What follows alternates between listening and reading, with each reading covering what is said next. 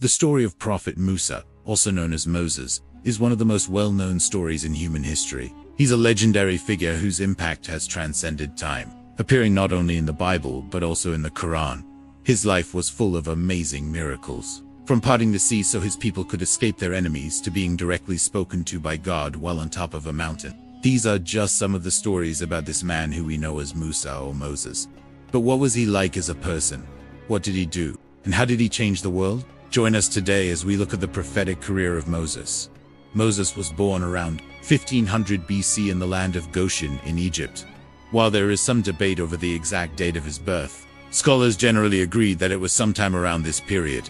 His parents, Amram and Jochebed, were of the tribe of Levi, and they named their firstborn son Moses because he was taken out of the water. Moses had an older sister named Miriam and a younger brother named Aaron. When Moses was just 3 months old, the Pharaoh at the time decided to kill all the male babies born to the Israelites. This was because he feared that they would eventually take over Egypt. So in order to save her baby, Moses' mother put him in a basket made of papyrus reeds and coated with bit. She then placed the basket in the tall grasses along the bank of the river Nile with the hope that someone would find him and take care of him. And that is exactly what happened.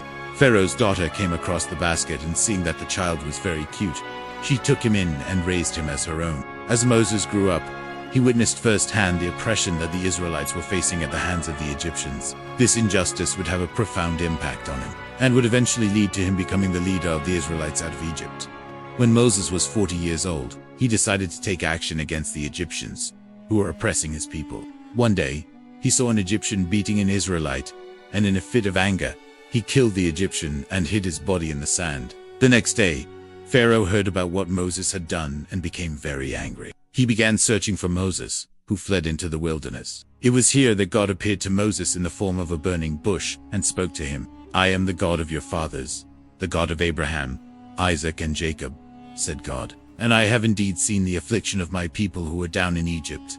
I know their suffering, and I am come down to deliver them out of the hand of the Egyptians and to bring them up out of that land into a good and spacious land, into a land flowing with milk and honey."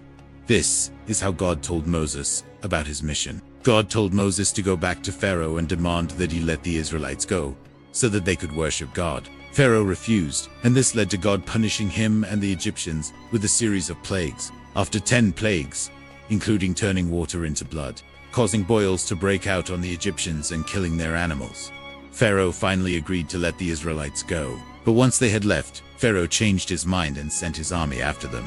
However, when the Egyptian army got closer, God parted the Red Sea so that the Israelites could escape. After crossing the sea, Moses and the Israelites wandered in the desert for 40 years, before finally reaching the Promised Land. While in the desert, God gave Moses the 10 Commandments on stone tablets. These commandments would become the foundation of the moral code of the Israelites, and would later form the basis of many laws and religions. After wandering in the desert for 40 years, Moses finally led the Israelites into the Promised Land. He divided the land among the 12 tribes of Israel and established a government and legal system. He also built the first temple in Jerusalem. Unfortunately, though, the Israelites soon forgot about God and began worshipping other gods. This made God very angry, and he told Moses that he would not allow him to enter the Promised Land.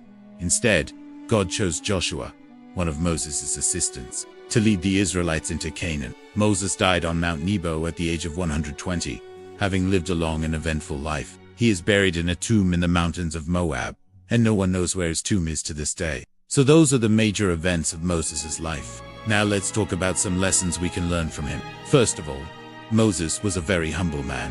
Despite all the great things he accomplished, he never forgot that it was God who had chosen him and given him power. Secondly, Moses was a great leader. He was able to unite the Israelites and lead them out of slavery in Egypt and into the Promised Land.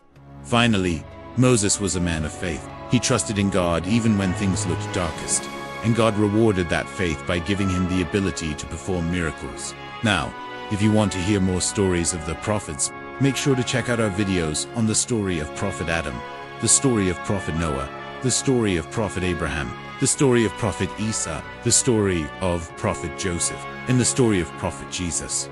All of these stories are filled with amazing miracles and life lessons, so don't miss out. Now, let's talk about the miracles that Moses performed. The first miracle that Moses performed was when he turned his staff into a snake. This was the first sign that God gave to Moses that he was truly chosen to lead the Israelites out of Egypt. The second miracle Moses performed was when he made the river Nile turn to blood. This was one of the plagues that God sent on Egypt, and it was one of the most spectacular. The third miracle that Moses performed was when he parted the Red Sea. This was the most famous miracle that Moses performed, and it allowed the Israelites to escape from the pursuing Egyptian army. The fourth miracle that Moses performed was when he struck water from a rock. This provided the Israelites with water in the desert, and it was a reminder that God was with them. The fifth miracle that Moses performed was when he brought the 10 Commandments down from Mount Sinai. This was a very important event in the history of the Israelites, and it showed the people that God was all-powerful. Next, I want to talk about the 10 plagues that befell Egypt during Moses' time. The first plague was when frogs infested the land. The second plague was when the river Nile turned to blood. The third plague was when the dust on the ground turned to gnats. The fourth plague was when it rained down hail. The fifth plague was when there was a terrible darkness over the land.